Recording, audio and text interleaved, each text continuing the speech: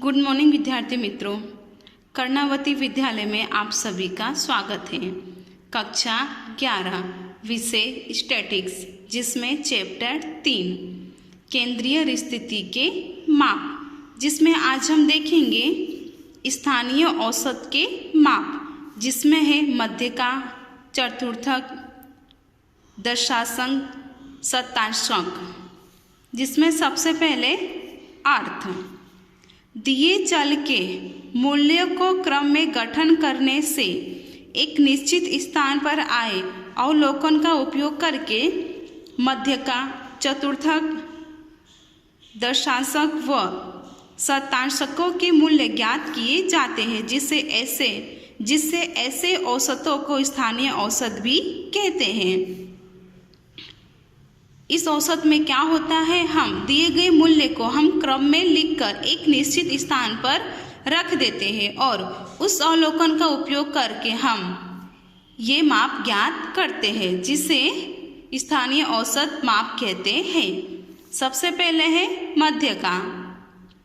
दी गई सूचना को आरोह यानी कि चढ़ते या अवरोह यानी कि उतरते क्रम में गठित करके उसके मध्य में आए अवलोकन के मूल्य को मध्यका के रूप में परिभाषित किया जाता है, जिसे m द्वारा दर्शाया जाता है। अन्य रूप से कहे तो सूचना में से 50% अवलोकनों का मूल्य मध्यका से अधिक व 50% अवलोकनों का मूल्य मध्यका के मूल्य से कम मूल्य के होते हैं। मध्यका किसे हम कहेंगे? दी गई सूचना को हम चढ़ते या उतरते क्रम में गठित करके उसके मध्य में आए अवलोकनों को हम मध्यका के रूप में परिभाषित करते हैं, जिसे संकेत में m के द्वारा दर्शाया जाता है। अब है मध्यका की गणना, जिसमें अवर्गीकृत सूचना हेतु n अवलोकन x1, x2 xn का मध्यका निम्नानुसार ज्ञात किया जाता है। सबसे पहले दिए गए अवलोकनों को चढ़ते या उतरते क्रम में हमें गठित करना पड़ता है।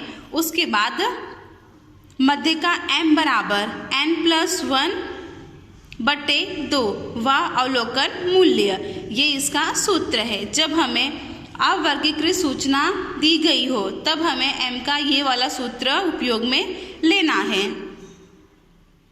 जैसे कि आप एग्जाम्पल के तौर पे दी गई सूचना में 15 अवलोकन हो और वे चढ़ते या उतरते क्रम में हो तो 15 + 1/2 बराबर 8। 15 + 1 कितना होगा? 16। 16/2 यानी कि 8। 8वां अवलोकन मूल्य केंद्र स्थान पर है, जिसे हम मध्यका कहा जाएगा। जब वर्गीकृत सूचना के लिए इसमें है असतत आवृत्ति वितरण के लिए माना कि चल मूल्य चढ़ते क्रम में x1, x2 x के हेतु आवृत्ति क्रमशः यानी कि f1, f2 f के है। आवृत्ति वितरण में सामान्य रूप से अवलोकन आरोह क्रम में गठित होते हैं, यानी कि चढ़ते क्रम में गठित होते हैं। आरोह क्रम में गठित अवलोकनों की आवृत्ति वितरण हेतु मध्यका ज्ञात करने के लिए हम संचय आवृत्ति का उपयोग करेंगे, यानी कि CF का उपयोग भी हम करेंगे। यहाँ पे m का सूत्र मध्यका m बराबर n+1/2 व अवलोकन मूल्य, जहाँ पर n बराबर क्या हो जाएगा? f1 + f2 f के, यानी कि हमें f की जितनी भी संख्या दी जाएगी उसका टोटल बराबर अवलोकनों की कुल संख्या। जब सतत आवृत्ति वितरण के लिए सतत आवृत्ति वितरण में चल के मूल्य वर्गों के अनुरूप दिए होते हैं तथा सामान्य रूप से वे चढ़ते क्रम में होते हैं, ऐसी स्थिति में मध्यका ज्ञात करने हेतु हम संचय आवृत्ति का उपयोग करके चल की मध्यका किस वर्ग में स्थित है उसे ज्ञात करने हेतु मध्यका वर्ग बराबर n/2 वे अवलोकन का वर्ग लेंगे, जहाँ पर n बराबर क्या हो जाएगा हमारा f का टोटल। और मध्य का ज्ञात करने हेतु निम्नलिखित सूत्र का उपयोग करेंगे, जहाँ पे मध्य का m बराबर l plus n/2 minus CF उसके बटे f इंटू C, जहाँ पर l बराबर मध्यक वर्ग की अधः सीमा बिंदु, CF बराबर मध्य का वर्ग के पहले के वर्ग की संचय आवृत्ति और f बराबर मध्य का वर्ग की वर्ग लंबाई, C बराबर मध्य का वर्ग की वर्ग लंबाई। अब है मध्यका के गुण और दोष। सबसे पहले इसके गुण यानी कि इसके लाभ। यह गणना और समझने में सरल है। यह निरीक्षण से ज्ञात किया जा सकता है। इसे आलेख द्वारा ज्ञात किया जा सकता है। जब आवृत्ति वितरण खुले छोर वाली हो तब वह एकमात्र औसत संभव है। अति बड़े व अति छोटे अवलोकनों को उस पर कम प्रभाव पड़ता है। यदि सूचना में कुछ कमी हो तो भी उसे ज्ञात हम कर सकते हैं। अब इसके दोष। इसकी कोई निश्चित परिभाषा नहीं है, यानी कि मध्यका की कोई भी निश्चित परिभाषा नहीं है। यह सभी अवलोकनों पर आधारित नहीं है। क्यों? क्योंकि हम उसके मध्य का मूल्य लेते हैं। विशेष बेसिक प्रक्रियाओं के लिए यह अनुकूल नहीं है। माध्य के अनुपात में यह कम स्थिर है। इसके बाद है अन्य स्थानीय माप, जिसमें चतुर्थक चढ़ते क्रम में गठित दो सूचना के अवलोकनों के जो 3 मूल्य 4 समान हिस्सों में विभाजित करते हैं उसे चतुर्थक कहते हैं। ये 3 चतुर्थक क्रमशः Q1, Q2, Q3 द्वारा प्रदर्शित किए जाते हैं। चतुर्थक किसे कहते हैं कि चढ़ते क्रम में गठित दो सूचना के अवलोकनों के जो 3 मूल्य 4 समान हिस्सों में विभाजित हो उसे हम चतुर्थक कहते हैं, जिसे संकेत में Q1, Q2, Q2 और Q3 द्वारा प्रदर्शित किए जाते हैं। इसके बाद है दशांशांक। माना कि अवलोकनों को चढ़ते क्रम में गठित करके एक समान 10 भागों में विभाजित करते 9 मूल्य को दशांशांक कहते हैं। जो हमारा 9 मूल्य प्राप्त होते हैं उसे हम दशांशांक कहेंगे, जो क्रमशः D1, D2, D9 द्वारा प्रदर्शित किए जाते हैं। 10% अवलोकन D1 से कम, 20% अवलोकन D2 से कम और कम वाले मूल्य होते हैं। अब है शतांशांक यानी कि परसेंटाइल। माना कि अवलोकनों को चढ़ते क्रम में गठित करके एक समान 100 भागों में विभाजन करती 99 मूल्य को दशांशांक कहते हैं, जिसे क्रमशः P1, P2, P99 द्वारा प्रदर्शित करते हैं। अब है मध्य का चतुर्थक। दशांशांक और शतांशांक के सभी स्थानीय औसत के विभाजन मूल्य होने के कारण उनकी गणना पद्धति एक समान होती है।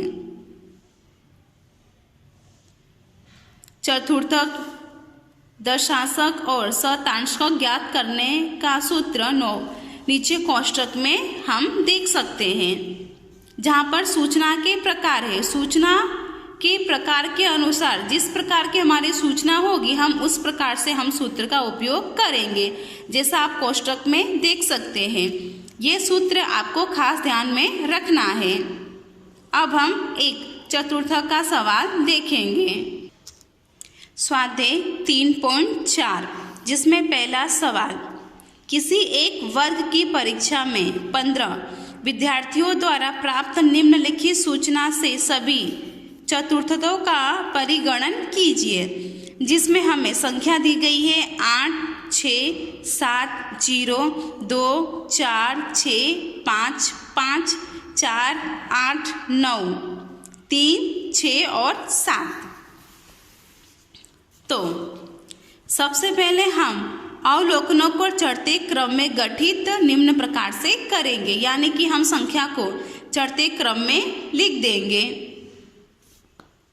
तो 0, 2, 3, 4, 4, 5, 5, 6, 6, 6, 7, 7, 8, 8 और 9।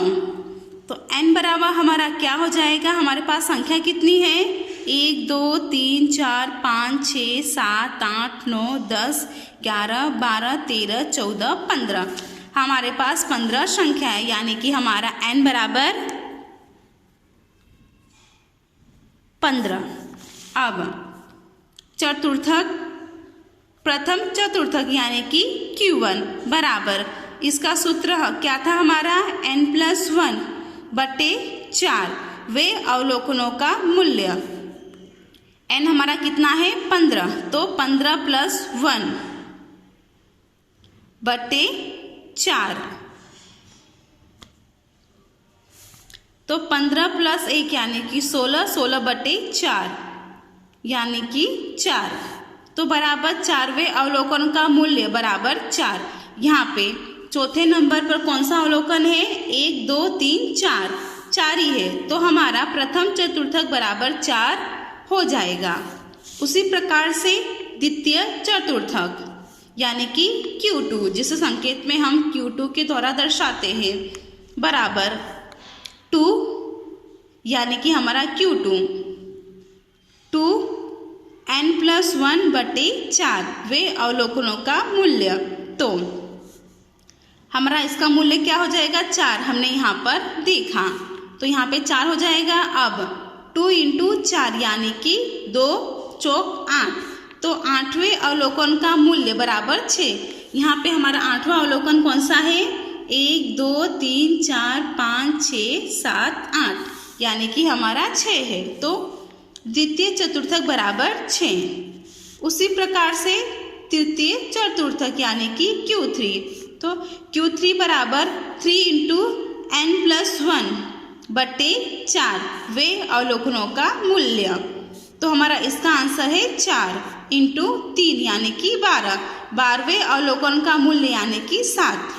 यहाँ पे हमारा 1, 2, 3, 4, 5, 6, 7, 8, 9, 10, 11, 12 यानी कि हमारा 7, 12वें अवलोकन का मूल्य बराबर 7 यानी कि Q3 बराबर हमारा 7 होगा।